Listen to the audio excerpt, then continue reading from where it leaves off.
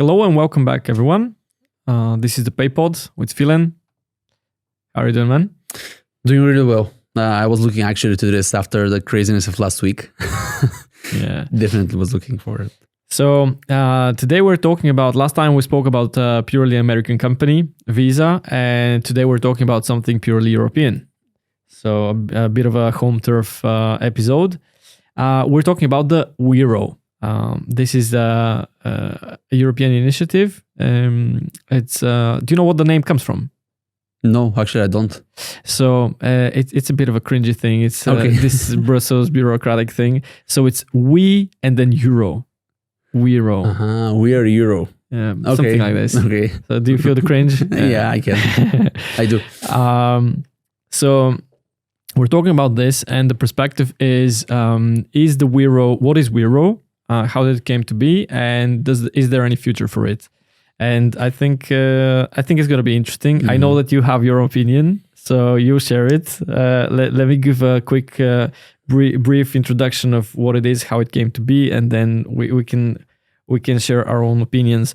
So the Wero came about in 2020 the first time as the European Payment Initiative, EPI.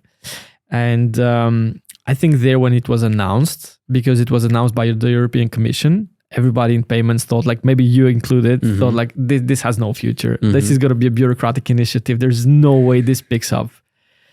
This was my personal opinion for sure at the time. Yeah. It had like, I want to read this because this is gold. It was called at the time, how did they come up with this stuff? They called it, initially it was called Pepsi.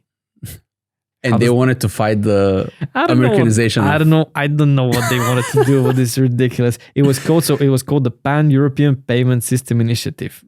It's wow. Pepsi. Yeah. I'm gonna leave that without a comment. Yeah.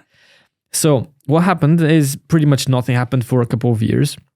But then 2022, I think this was the trigger point. I cannot be certain, but then when Russia invaded Ukraine and overnight Visa and Mastercard stopped all payments in Russia, I think the European Commission thought like, well, this is like a big exposure that we have to American companies. We should come up with an answer.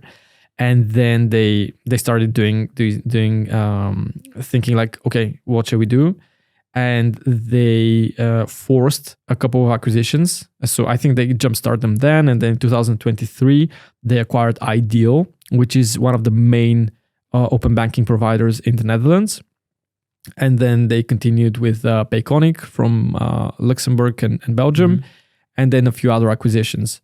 So do you know what actually Wero is? Like, do you know what it does? No, it's going to be great if you can get in more details about it. So what it does is it's an application. So it's an app that you download on your phone, and it connects. So it kind of, if we go back to the conversation we had last time about Visa, it's a network. So through that application, it connects different banks, not directly, but through the Wero. And the idea is that you have this application on your phone and you say like, me as Alex, I want to send Philan 10 euro. So I go there, I've connected my bank account and I'm sending you 10 euro, and your bank account is not connected, is not in with my bank. It's some other bank in some other country. And the idea is that instantly through a SEPA payment, you're going to receive the money without a fee. So quite nice in theory. It moves a little bit away from cards and this ubiquitous kind of payment processing that we know, but it could work in theory. In theory, yeah, I'm still a skeptic around this whole.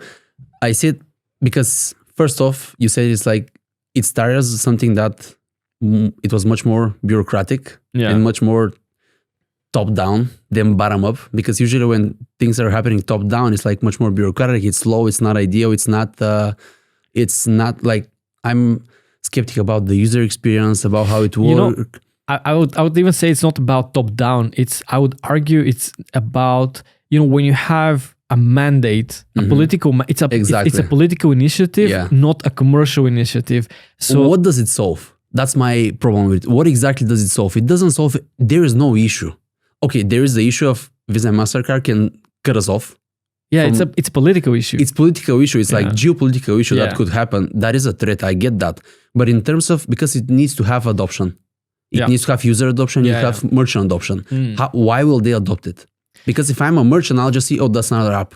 Why should I use that and not all of the 10 different apps that I have? They on my actually website? have not a bad case there, because once you have the application, and if you kind of, if it becomes ubiquitous, Mm-hmm. so a lot of people really use it, what you can do is you can actually integrate it with the terminals. So it can become something like an Apple Pay. Imagine like how Mm-hmm. the way we use Apple Pay and just double click the side of your phone and then you tap it on the terminal and it works. Same thing could happen with the Wero by, you again activate, Mm-hmm. it could say it's a card, doesn't matter, it's a bank account in the back, but then it makes the payment. And the only difference is that because it's a bank account, it will likely need to kind of push a notification on your phone and say like, do you approve this payment? Which does not happen with Apple Pay. With Apple Pay, you just kind of double click and then the payment goes through.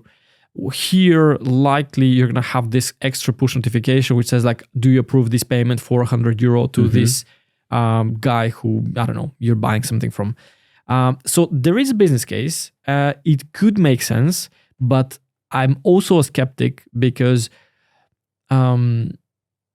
at the end of the day, it's not commercially driven. I don't see that drive of like, we have to succeed on the market because this, it has to make money.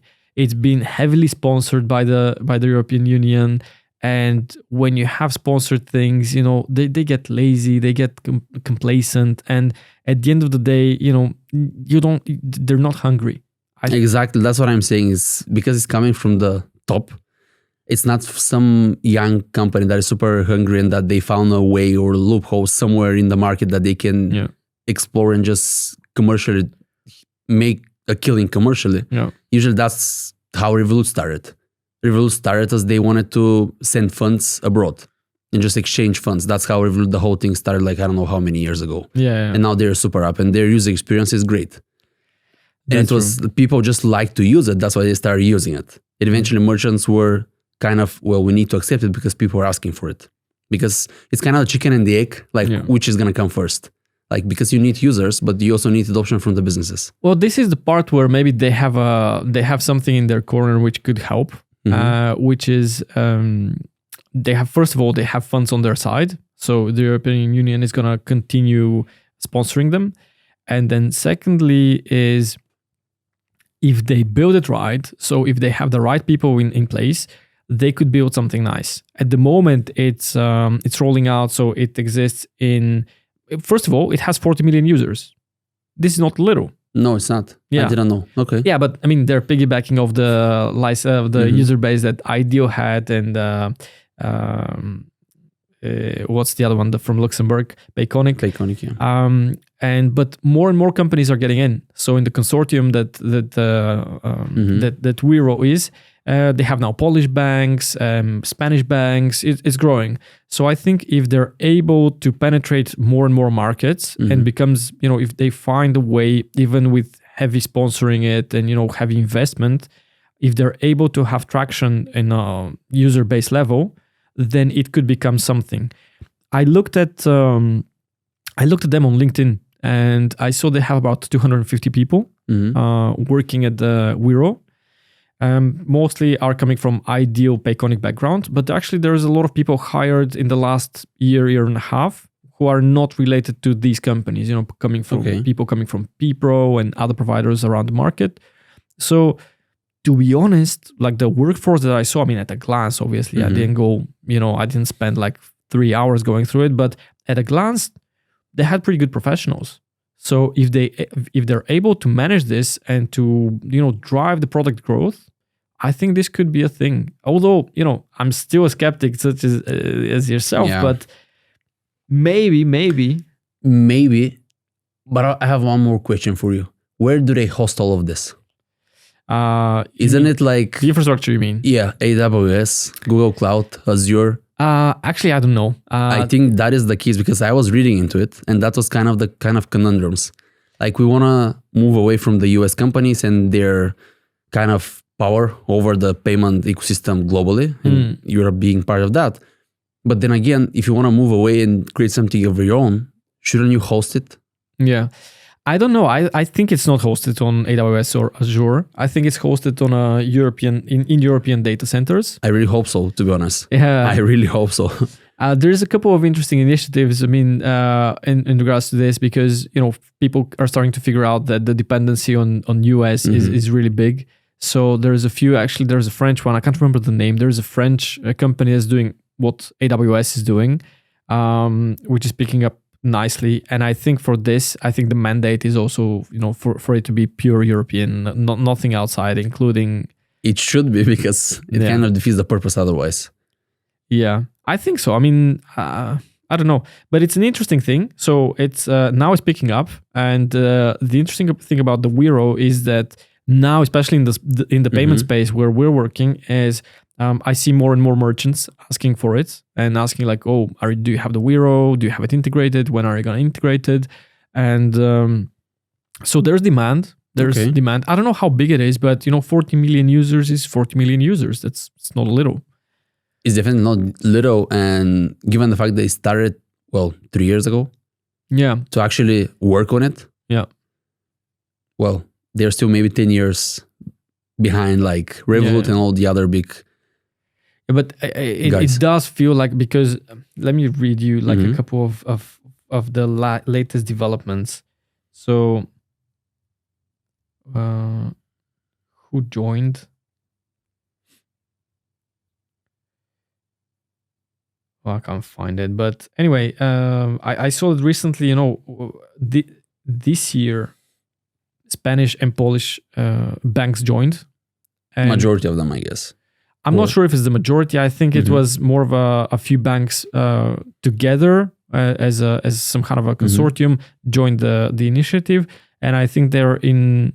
I've heard, so this is unofficial, but I've heard that a lot of the other countries are also in talks to join as well, and it's being pushed, not only through commercials, but as we said, like through political, initiative. It's being pushed to the market.